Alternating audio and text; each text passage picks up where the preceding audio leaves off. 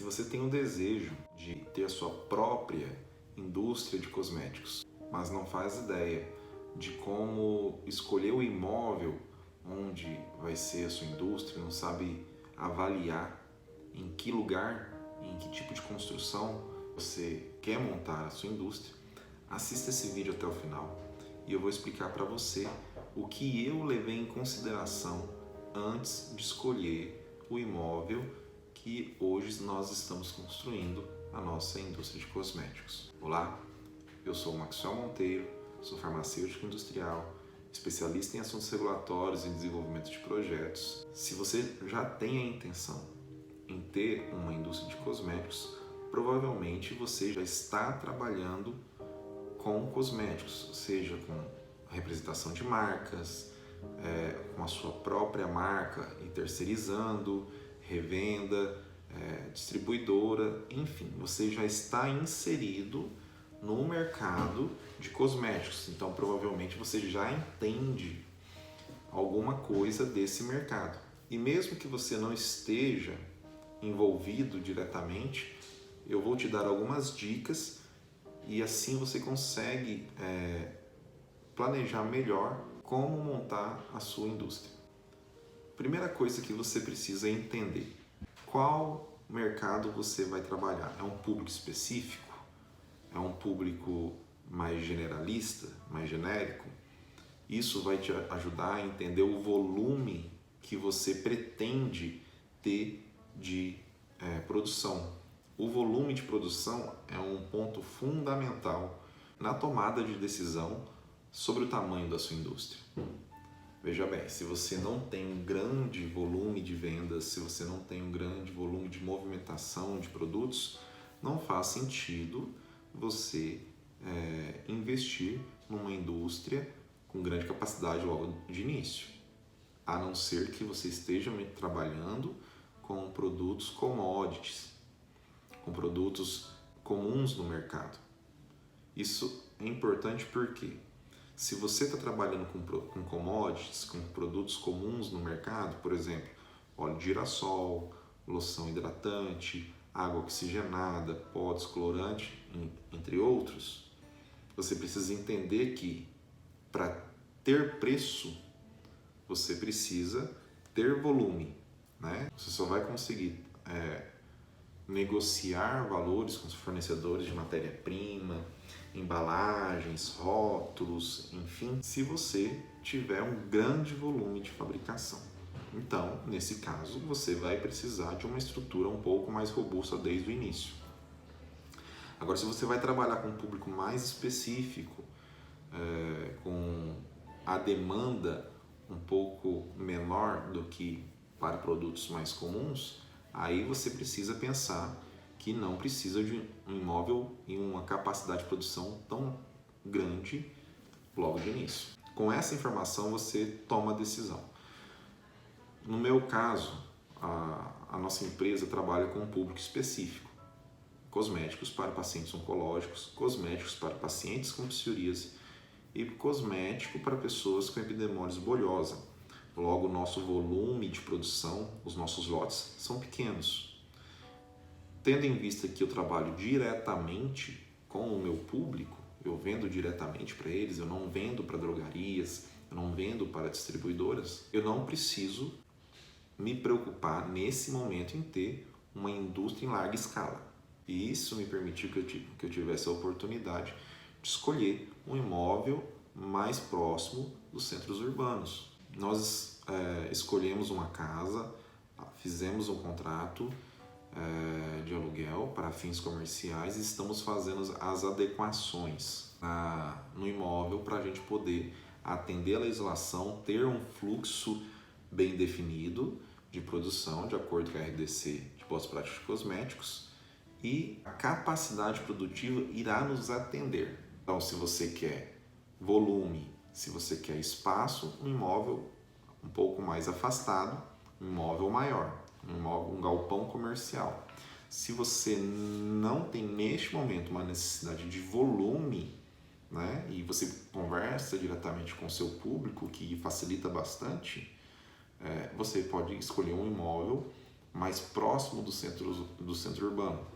Aqui em Goiânia, um imóvel nessas condições, a gente encontra com aluguéis a partir de R$1.000, para vocês terem uma ideia de custo. Galpão comercial aqui em Goiânia e nas cidades ao redor, você encontra com aluguéis a partir de R$3.000, R$4.000, em um galpão de 300, 400 metros quadrados.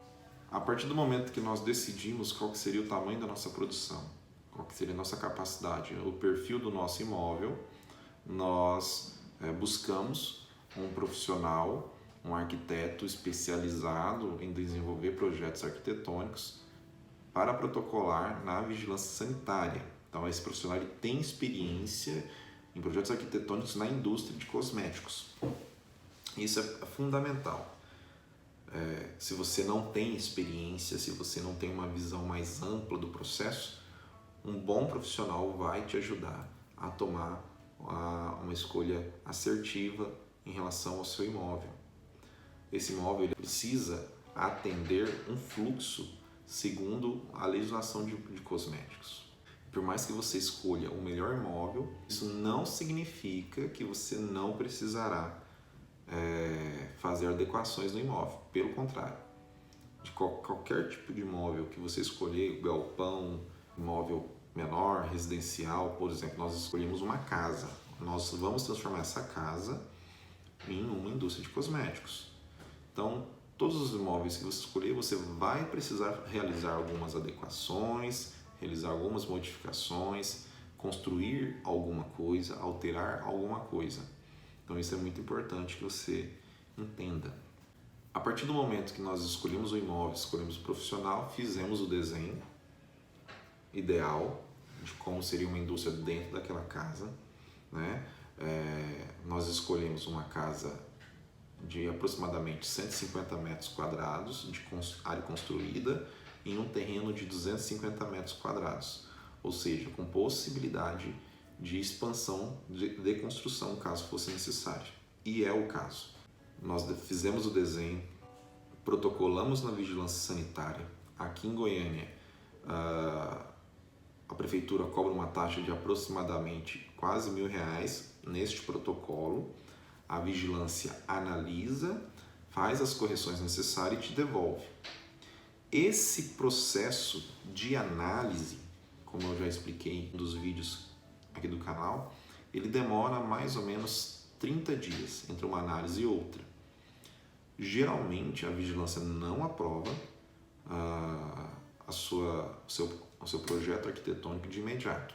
Ela faz considerações, faz algumas correções.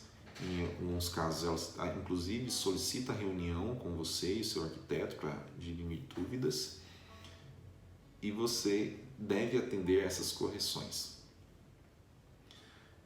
No nosso caso, houve 3 correções. Na primeira correção, pediu para acrescentar uma área de lavagem de utensílios, e na segunda correção, pediu para corrigir alguns fluxos, um fluxo de matéria-prima, material de embalagem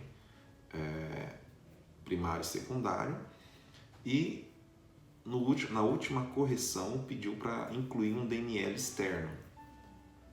Então, por essa importância de você encontrar um bom profissional que ele vai te ajudar nessas questões. O tamanho da sua capacidade de produção, o seu planejamento vai interferir, por exemplo, no tamanho do espaço da matéria-prima, responsável pelo armazenamento da matéria-prima.